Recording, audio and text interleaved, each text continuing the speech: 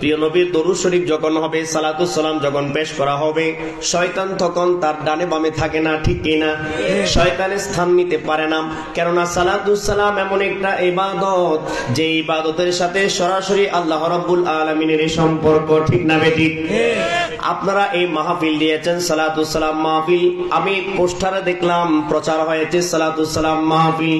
সাধারণ অর্থে সালাতুস সালাম মাহফিল অনেকে লেখে না বা জানে না, কিন্তু এই সালাতুস সালাম মাহফিল যখন আপনারা লিখলেন, আপনারা প্রমাণ করলেন আপনারা সালাতুস সালাম মাহফিল নয় বরং আল্লাহ তাআলার মাহফিল করতেছেন। আওয়াজ দিয়ে বলুন সুবহানাল্লাহ।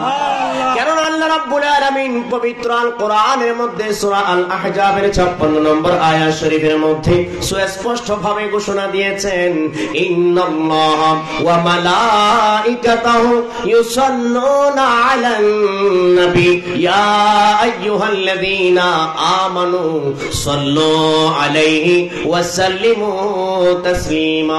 আল্লাহ রাব্বুল আলামিন ঘোষণা দিলেন স্পষ্ট করে, ওহে আমার বান্দারা, তোমরা ইবাদত বندگی করো, নামাজ রোজা হজ যাকাত আদায় করো, আমি আল্লাহর সন্তুষ্টির জন্য তা কিছু করো। কিন্তু আমি আল্লাহ কি করি তোমরা কি জানতে চাইবে না? তোমাদের কি ইচ্ছা নাই আমি আল্লাহর আমল কি, আমি আল্লাহ কি করি তোমরা কি জানতে চাও না? অবশ্যই আমরা জানতে চাই। আল্লাহ রাব্বুল আলামিন বলেন, তাহলে তোমরা শুনে নাও, আমি আল্লাহর আমল কি তোমাদেরকে আমি জানান দিচ্ছি, তাও পবিত্র আল কোরআনের মাধ্যমে সুস্পষ্ট ভাবে সূরা আল আহজাবের 56 নম্বর আয়াত শরীফের মধ্যে ঘোষণা দিলেন। আল্লাহ বলেন, ইন্নাল্লাহা ওয়া মালাইকাতাহু, নিশ্চয়ই আল্লাহ রাব্বুল আলামিন এবং তার রহমতের ফেরেশতারা ইউসাল্লুনা আলান নবী, তার হাবিবের উপর, আমাদের নবীর উপর, রাহমাতুল লিল আলামিনের উপর, আমাদের প্রাণাদিক প্রিয় নবী সাল্লাল্লাহু তাআলা আলাইহি ওয়া আলিহি ওয়াসাল্লামের উপর আল্লাহ রাব্বুল আলামিন রহমতের ফেরেশতাদেরকে নিয়ে দরুদ শরীফ পড়েন, সালাতু সালাম পড়েন। আওয়াজ দিয়ে বলুন সুবহানাল্লাহ। এটা কি আমি বললাম না? এটা কি আমার কথা? কোন আলেম মুফতির কথা, কোন বড় বক্তার কথা না, কোন কিতাবের কথা নয়, সাধারণ কোন বই পুস্তকের কথা নয়। এটা সরাসরি আল কোরআনের কথা। আল কোরআনের বাণী যদি কেউ অস্বীকার করে, আর পুরো আল কোরআন অস্বীকার করতে হবে না, যদি একটা শব্দ কেউ অস্বীকার করে, তাকে কি মুসলমান বলা হয় না অন্য কিছু? আপনাদের এদিকে মুসলমান বলে? কোরআন অমান্যকারীকে মুসলমান বলে না? না না, আপনাদের এদিকে যেমন বলেন আমাদের ওদিকে বলে না, পৃথিবীর কোথাও বলে না। কোরআন শরীফ অবমাননা করলে, অবাধ্য হলে, কোরআন শরীফের কোন আয়াত অস্বীকার করলে, শব্দ অস্বীকার করলে, তাকে আর মুসলমান বলা হয় না। সে আর ইসলামের আপন দাবি করতে পারে না। আমার কথা নয়, আল্লাহর কোরআন বলছে। আল্লাহর কোরআন কি বলছে? যালিকাল কিতাব, আওয়াজ দিয়ে বলুন সুবহানাল্লাহ। যালিকাল কিতাব লা রাইবা ফিহি, এটা এমন কোরআন, এমন কিতাব আমি আল্লাহ নাযিল করেছি আমার হাবিবের উপর, আমার বন্ধুর উপর, যেখানে তিল পরিমাণ, বিন্দু পরিমাণ, জাররা পরিমাণ সন্দেহ নাই। কেউ যদি সন্দেহ করে তার ঈমান থাকে না, ঠিক না বেঠিক? কোরআন, আল্লাহর কোরআন নাজিল করে বলছেন, পৃথিবীতে অনেক লেখক পুস্তক লেখে, বই লেখে, কিতাব লেখে, বাংলায়, ইংরেজি, ফার্সি, উর্দু, আরবি, অনেক কিতাব আমরা পৃথিবীতে দেখতে পাই। কোন লেখক বলতে পারে না এটা এমন একটা বই যে বইয়ের কোনো সন্দেহ নাই। লেখক বলে, আমার বইয়ে লিখেছি, ঠিক আছে, ভুল ত্রুটি হয়ে গেলে আমাকে ধরিয়ে দিবেন, দেখিয়ে দিবেন, আমি সংশোধন করে নেব। কারণ পৃথিবীতে এমন কোন লেখক জন্ম নেয় নাই যে বলতে পারবে আমার এই বইটি বিশুদ্ধ, আমার এই বইয়ে কোনো ভুল নাই। কিন্তু আল্লাহর কোরআন এমন একটা কিতাব, আল্লাহ বলছেন আমার এই কিতাবের মধ্যে কোনো সন্দেহ নাই, কোনো সন্দেহ নাই। লা রাইবা ফিহি, যেই সন্দেহ করবে তার ঈমান নাই, ঠিক না বেঠিক? সেই কোরআনের কথা বলছি। সেই কোরআনে আল্লাহ রাব্বুল আলামিন বলেন, আল্লাহ এবং তার রহমতের ফেরেশতারা আল্লাহর হাবিবের উপর, বন্ধুর উপর, আমাদের প্রিয় নবীর উপর, প্রাণাদি প্রিয় রাসূলের উপর কি পড়েন? আমার সাথে কথা বলবেন, তাহলে আপনারা বুঝতে পারবেন। না হলে কথা বলতে থাকবো, শুনে যাবেন, সকাল উঠে ভুলে যাবেন হুজুর কি বলেছেন। সকালে উঠে ভুলে যাবেন হুজুর কি বলেছেন, সব মাথার উপর দিয়ে গেছে, ঠিক কিনা? মাথার উপর দিয়ে গেছে মানে কি মাথায় ক্যাচ করতে পারি নাই, ব্রেনে ধরাইতে পারি নাই, মনে গাঁথতে পারি নাই, মনে রাখতে পারি নাই, তাহলে এমন কোন মাহফিলও করার দরকার নাই যেখানে বসে আপনারা কিছু শিখতে পারবেন না। মাহফিল শিকার জায়গা, স্কুল শিকার জায়গা, মাদ্রাসা শিকার যায় না, ইউনিভার্সিটি শিকার জায়গা, ওখানে গিয়ে মানুষ শিখতে যায়। এখন এমন একটা ইউনিভার্সিটি আপনি বানালেন, সেখানে মানুষ কিছু শিখতেই পারে না। এমন একটা ওয়াজ মাহফিলের আয়োজন করলেন, সেখানে মানুষ কিছুই বুঝতে পারে না, শিখতে পারে না, কিছুক্ষণ নাচ গান করে চলে যায়। এই মাহফিলের কোনো উপকার হবে? দুনিয়াও নাই, হাসরে নাই, নসরে নাই, কোনো লাভ হবে না, ঠিক না বেদি? আজকে আপনারা এমন একটা মাহফিল দিয়েছেন, মনে খুব খুশি হয়েছি। সালাতুস সালাম মাহফিল, চট্টগ্রামের দিকে সালাতুস সালাম মাহফিল আমরা বলি, কেননা অনেকে বুঝতে পারে না ওয়াজ মাহফিল বললে সেটা আল্লাহ রাসূলের আসল শান প্রকাশ পায় না। ওয়াজ তো বিভিন্ন ভাবে হতে পারে, লাইলে মজনুর ওয়াজ হতে পারে, ঠিক না বেদি? কিন্তু সালাতুস সালাম এমন একটা বিষয় যেটার সাথে পবিত্র কোরআনের সম্পর্ক। তাই বলছিলাম আমার সাথে একটু কথা বলবেন, তাহলে আপনারা বুঝতে পারবেন, আমিও বুঝে নেব আপনারা বুঝতে পেরেছেন, ঠিক না ঠিক? আল্লাহর কোরআন বলছে আল্লাহ এবং তার রহমতের ফেরেশতারা তার হাবিবের উপর কি পড়েন? কি পড়েন? সকালে, শুধু সকালে, সকালে বিকালে। আল্লাহর জন্য কি সকাল আছে? মুরব্বীর একটু বলুন, সকাল আছে? আমার জন্য সকাল বিকাল, আল্লাহর জন্য সকাল বিকাল নাই। আল্লাহর জন্য রাত দিন নাই, সবকিছুই সমান, সব থেকে আল্লাহ পবিত্র। আল্লাহর জন্য রাত দিন নাই, সকাল নাই, সন্ধ্যা নাই। আল্লাহর জন্য রাতের 11:30 12টা নাই। আল্লাহর জন্য কোনো টাইম নাই, নির্দিষ্ট কোনো সময় নাই। আল্লাহর জন্য কোনো স্থান নাই। আল্লাহ স্থান থেকে, সময় থেকে, সব কিছু থেকে আল্লাহ পবিত্র। লাইসা কামিসলিহি শাই, আল্লাহ কোরআনে বলছেন আল্লাহ এমন এমন আল্লাহ যে আল্লাহর কোন বস্তু দিয়ে উপমা দেওয়া যায় না, এক্সাম্পল দেওয়া যায় না, উদাহরণ হয় না। আল্লাহর সাথে কোনো কিছুর তুলনা চলে না। আল্লাহর জন্য কোনো বস্তু নাই, সময় নাই, স্থান নাই, কাল নাই। তো আল্লাহ দরুদ শরীফ পড়েন, সময় তো বলেন নাই। আল্লাহ বলেন আমার জন্য নির্দিষ্ট কোনো সময় নাই, আমি আমার হাবিবের উপর আমার ফেরেশতাদেরকে নিয়ে সব সময় সদা সর্বদা দরুদ শরীফ পড়তেছি। এই নবী দুনিয়াতে আসছেন 570 খ্রিস্টাব্দে, ঠিক না বেঠিক? এখন আপনারা বলেন, প্রিয় নবী দুনিয়াতে আসার পরে এর আরো অনেক পরে 40 বছর পর, 40 বছরের সময় যখন আসছে, আল্লাহর প্রিয় নবীর নবুয়তের জাহের করেছেন, প্রকাশ করেছেন। আমি একজন আল্লাহর নবী, আল্লাহর রসুল, সর্বশ্রেষ্ঠ রসুল, সকল রসুলের মূল রসুল, আমি আল্লাহর রসুল, আল্লাহ ছাড়া কোনো ইলাহ নাই। যখন একটার পর একটা বলতেছেন, তাওহীদের এলান দিচ্ছেন, রিসালাতের দাওয়াত দিচ্ছেন, কলেমার তৈয়বার দাওয়াত দিচ্ছেন, এভাবে দিতে দিতে দিতে প্রায় 23 বছর যাবত পবিত্র কোরআনের বিভিন্ন আয়াত শরীফ নাজিল হয়েছেন, ঠিক না বেঠিক? ঠিক কিনা? 23 বছর কোরআনে পাকের বিভিন্ন আয়াত শরীফ নাজিল হয়েছেন। কি বলতে চাই, গভীর মনোযোগ। আল্লাহর প্রিয় নবীর উপর, আল্লাহর প্রিয় নবী দুনিয়াতে আসছেন 40 বছর হলো, তারপরে 23 বছর কোরআন নাজিল হয়েছেন। অনেক পরে এসে আয়াত নাজিল হলো, ইন্নাল্লাহা ওয়া মালাইকাতাহু ইউসাল্লুনা আলান নবী। এই আয়াত শরীফ নাজিল হয়েছে অনেক পরে, কিন্তু আল্লাহর আমল 570 খ্রিস্টাব্দের পরে নয়। আল্লাহর আমল প্রিয় নবী দুনিয়াতে আসার পরে নয়। আল্লাহর আমল কখন? আল্লাহর আমল নির্দিষ্ট কোনো সময় নাই। আল্লাহর আমল তখন যখন আল্লাহর হাবিব আমাদের প্রিয় নবী রাহমাতুল লিল আলামিনকে সৃষ্টি করেছেন।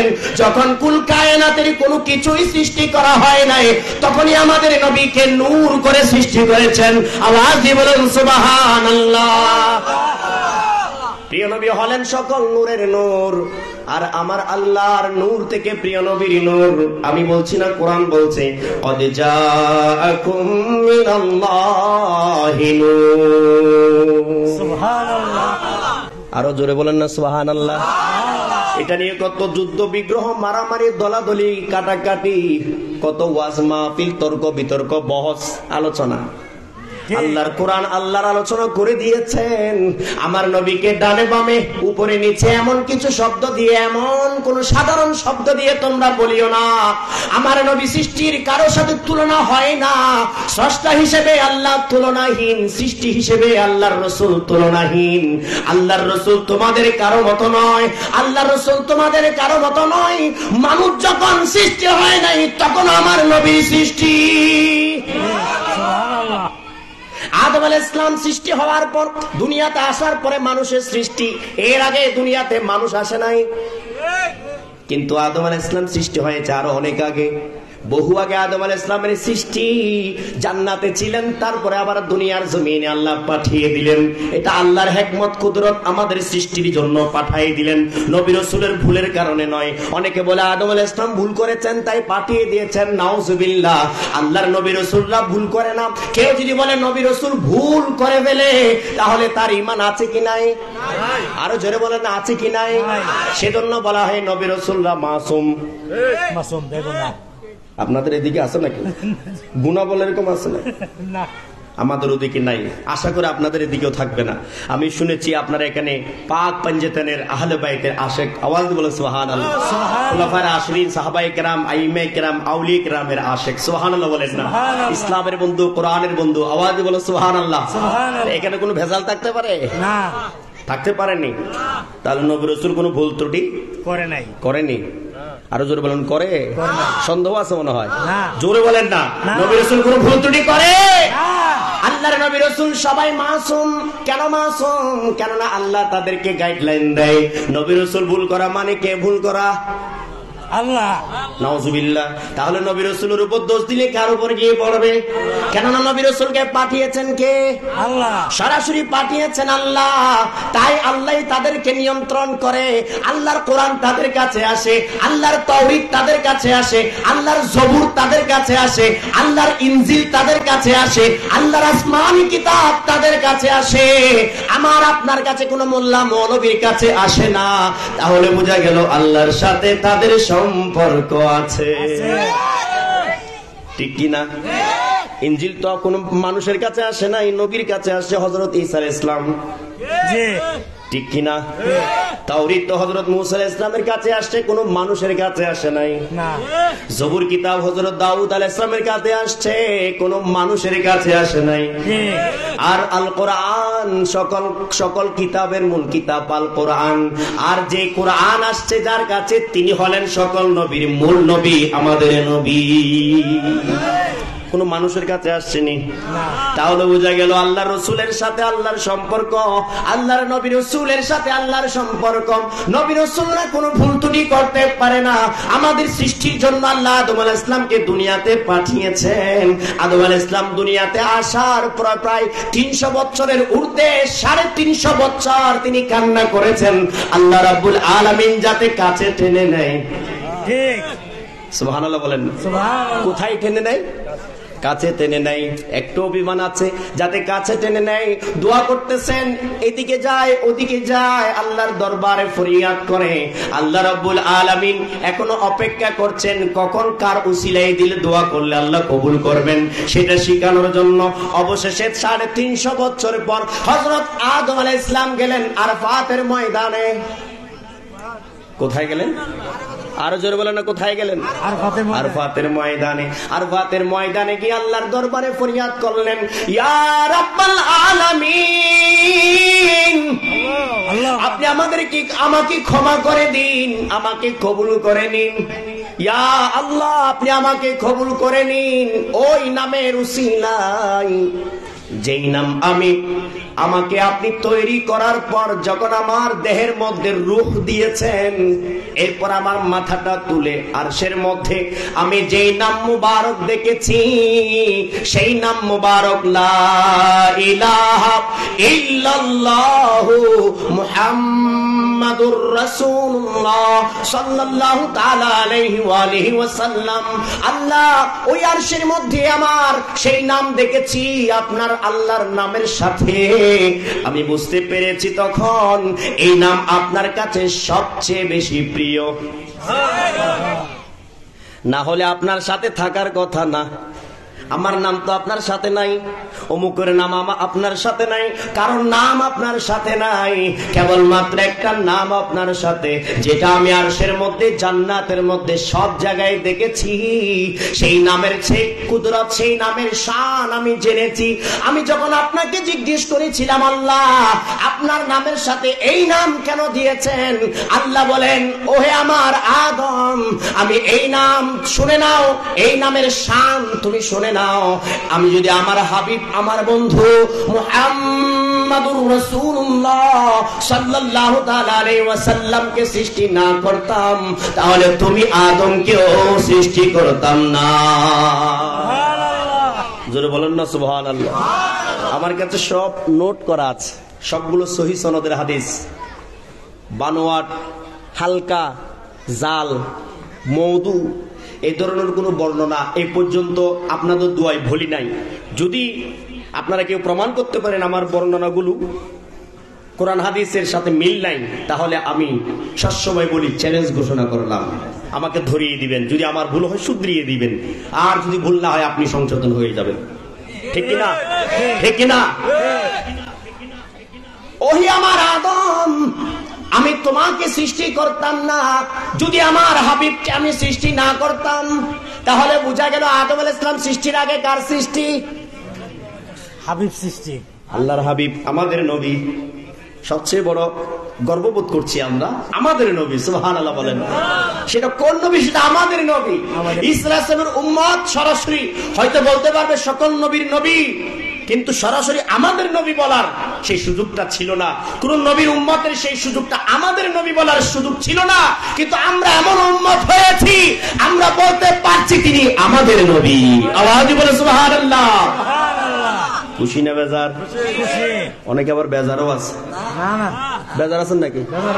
বলেন না খুশি না বেজার? আরো জোরে বলেন খুশি না বেজার? আমাদের নবী তিনি, অবশ্যই আমরা খুশি আনন্দিত।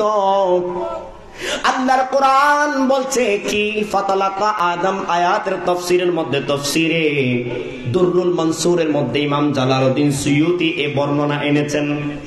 আল মুস্তাদরাক আলা সহিহাইন কিতাব, বুখারী মুসলিম শরীফের শর্ত অনুযায়ী যে হাদিসগুলো সহিহ, এই হাদিসের কিতাব হলো আল মুস্তাদরাক আলা সহিহাইন। সেই কিতাবের মধ্যে ইমাম হাকিম নিসাপুরী রাহমাতুল্লাহ আলাইহি বর্ণনা এনেছেন। কোনটা? আদম আলাইহিস সালামকে বললেন আল্লাহ ওহে আমার আদম আমি আমার হাবিবকে যদি সৃষ্টি না করতাম, তাহলে তুমি আদমকে সৃষ্টি করতাম না। না না না, শুধু তা নয়, আমি যদি আমার বন্ধুকে সৃষ্টি না করতাম না, তাহলে আমি জমিন এবং আসমান কোন কিছুই আমি সৃষ্টি করতাম না। জোরে বলেন না সুবহানাল্লাহ। আসমান জমিন কিছু সৃষ্টি, আসমান জমিন সৃষ্টি না করলে মানুষ কোথায়? মানুষ নাই। মানুষ আসেনি। আদম আলাইহিস সালাম সৃষ্টি হয় নাই, এর আগে আমাদের নবীর সৃষ্টি। তাহলে মানুষ কোত্থেকে? নবীকে যারা মানুষ বলে, নাই নাই মানুষ নাই। মানুষ তো তখন আসেই নাই। কোন দৃষ্টিতে আপনি আল্লাহ রাসূলকে মানুষ বলেন? জাহিরি সূরতে আমাদেরকে বুঝানোর জন্য মানুষের একটা সূরত আবরণ নিয়ে দুনিয়াতে আসছেন। জিবরিল আলাইহিস সালাম মাঝে মধ্যে একজন সাহাবীর সূরতে আসছেন, আদ-দাহিয়া কালবি রাদিয়াল্লাহু তাআলা আন, অর্থাৎ ওনার সূরতে প্রিয় নবীর দরবারে আসতেন। সুবহানাল্লাহ বলেন। সুবহানাল্লাহ। কে আসতেন? হযরত জিবরিল আলাইহিস সালাম। এটা কে? আপনাদের এলাকার কেউ নাকি? জি না। কে? এটা আল্লাহর একজন ফেরেশতা। আল্লাহর ফেরেশতা। ফেরেশতা কিসের তৈরি? কিসের তৈরি? নূরের তৈরি। মাশাআল্লাহ, ফেরেশতা নূরের তৈরি। বিশ্বাস করেননি? এই নূরের তৈরি ফেরেশতা কার সূরতে আসছে? মানুষের সূরতে। কার সূরতে? কথা বলেন আমার সাথে। কার সূরতে? মানুষের সূরতে। আচ্ছা, মানুষের সূরতে আসার কারণে জিবরিল আলাইহিস সালামকে সেই থেকে এই পর্যন্ত কেউ বলেছেন যে মানুষ? জি না, বলে নাই। ফেরেশতা আছে কিনা? ফেরেশতা। ফেরেশতা রয়ে গেছে না? ফেরেশতা। আচ্ছা, জিবরিল আলাইহিস সালাম মানুষের সূরতে দুনিয়াতে আসছেন, তাই বলে কি কেউ বলেছে যে জিবরিল আলাইহিস সালাম মাটির তৈরি? জি না। কিসের তৈরি? নূরের তৈরি। কিসের তৈরি? নূরের তৈরি। হাকিকত নূরের তৈরি। আসলটা রয়ে গেছে। ঠিক না বেঠিক? আসলটা রয়ে গেছে। আরে জিবরিল আলাইহিস সালাম দুনিয়াতে আসার পরে মানুষ হয়ে আসলো, সাহাবীর রূপে আসলো, মানুষ নয়, ফেরেশতা, নূর। আর সেই নূরের নূর হলেন আমাদের নবী। সকল ফেরেশতার ঊর্ধ্বে ফেরেশতা সৃষ্টি হয় নাই, নবী রাসূল সৃষ্টি হয় নাই, আসমান জমিন সৃষ্টি হয় নাই, আরশ কুরসি সৃষ্টি হয় নাই, লৌহ কলম সৃষ্টি হয় নাই, কুল কায়নাত 18,000 মখলুকাত কোন কিছুই সৃষ্টি হয় নাই। সর্বপ্রথম আমাদের নবীর নূর সৃষ্টি হয়েছে। আওয়াজ দিয়ে বলুন সুবহানাল্লাহ, আল্লাহু আকবার।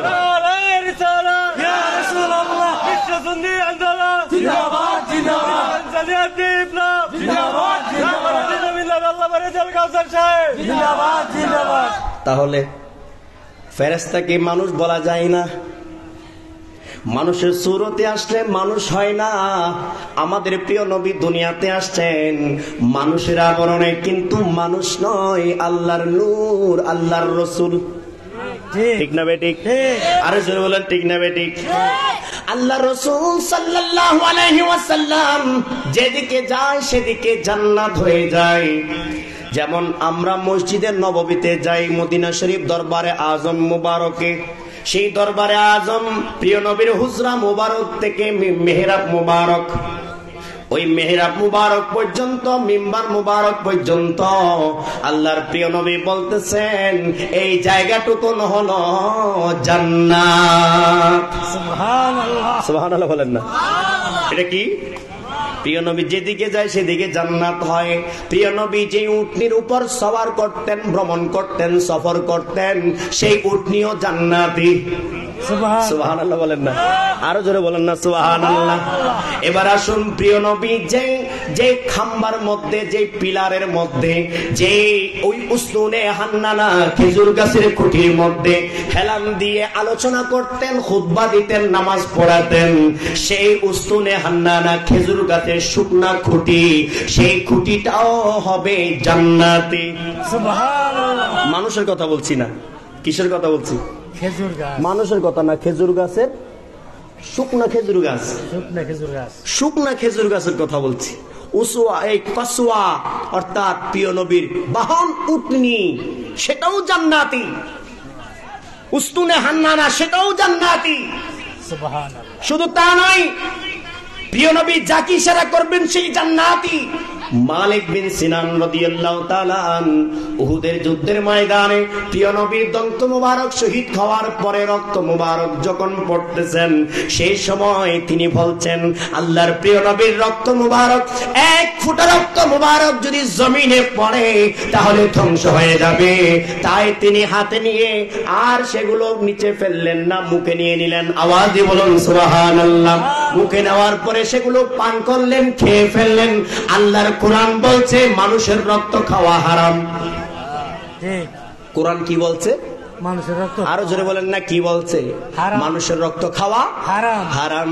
আর হযরত মালিক বিন সিনান রাদিয়াল্লাহু তাআলা আনহু প্রিয় নবীর রক্ত মুবারক পান করলেন। এরপরে প্রিয় নবী বললেন, আরে মালিক, আমার রক্ত তুমি কোথায় নিলা?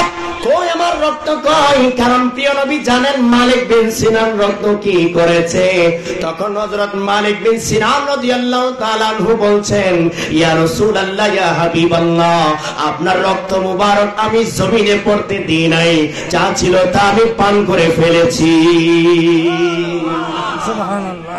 ওহে মালিক বিন সিনান, শুনে নাও, তুমি আমার রক্ত পান করার কারণে জাহান্নামের আগুন তোমাকে টাচ করতে পারবে না। সুবহানাল্লাহ। মানুষের রক্ত খাওয়া, তাহলে প্রিয় নবী মানুষ না, মানুষের রক্ত খাওয়া হারাম। কোরআন বলছে ইন্নামা হাররামা আলাইকুমুল মাইতাতা ওয়াদ-দামা ওয়া লাহমাল খিনজির। কোরআনের ভাষা, আল্লাহর কোরআন হারাম করে দিয়েছেন শুকরের গোশত খাওয়া যাবে না, মানুষের রক্ত খাওয়া যাবে না, মৃত মানুষের গোশত, মৃত মানুষ খাওয়া যাবে না। অর্থাৎ এভাবে আল্লাহ রাব্বুল আলামিন এগুলোকে হারাম ঘোষণা করে দিয়েছেন। তার আর ওই জায়গায় মালিক বিন সিনান প্রিয় নবীর রক্ত মুবারক খাওয়ার পরে হারাম বলে নাই, প্রিয় নবী বলেছেন তুমি জান্নাতি। রক্তের পাওয়ার দেখছেন? কারণ এটা আমার দৃষ্টিতে রক্ত মনে হচ্ছে, এটা রক্ত নয়, এটা রহমত। রহমত। জোরে বলেন না সুবহানাল্লাহ। সুবহানাল্লাহ। বুখারী শরীফের হাদিস এক জায়গায় নয় কয়েক জায়গায় আসছে, কিতাবুল উযু, উযু অধ্যায়ের মধ্যে আসছে। কি আসছে? আল্লাহর প্রিয় নবী যখন নামাজ পড়তেন, নামাজ পড়ার জন্য উযু করতেন। কি করতেন? ওযু করতে। আরো জোরে বলেন, কি করতেন? উযু করতেন। উযু করার সময় প্রিয় নবী যে উযু করার অবশিষ্ট পানিগুলো পড়তো, সাহাবায়ে কেরাম সবাই তাদের হাতগুলো ছড়িয়ে দিতেন, বিছিয়ে দিতেন। হাতগুলো এভাবে রাখতেন যাতে এক ফোঁটা পানিও জমিনের মধ্যে না পড়ে। সাহাবায়ে কেরাম গোল করে গোলাকার বৃত্তাকার হয়ে দাঁড়াতেন এবং প্রিয় নবীর পানি মুবারক যেগুলো উযু করা অবশিষ্ট পানি সাহাবায়ে কেরাম নিয়ে নিতেন। এরপর ওই পানিগুলো সবাই মুখে এবং বুকে মালিশ করতেন, অনেকে মুখে খেয়ে ফেলতেন। শুধু তা নয়, হাদিস শরীফের মধ্যে আসছে, বুখারী শরীফের হাদিস, যারা পেত তারা তো মুখে আর বুকে মালিশ করে খেয়ে ফেলত, আর যারা পেত না তারা কি করত? যারা পেত তাদের হাতের সাথে মালিশ করে আল্লাহর প্রিয় নবীর রহমতের ওই পানি ছোঁয়া নিতেন, স্পর্শ নিতেন, আর ওই পানিগুলো তার বুকে এবং মুখে মালিশ করতেন। আওয়াজ দিয়ে বলুন সুবহানাল্লাহ। বুখারী শরীফের হাদিস। কোন শরীফ? বুখারী শরীফ। বুখারী শরীফের সহিহ হাদিস। এক জায়গায়, দুই জায়গায় নয়, বহু জায়গায় আসছে।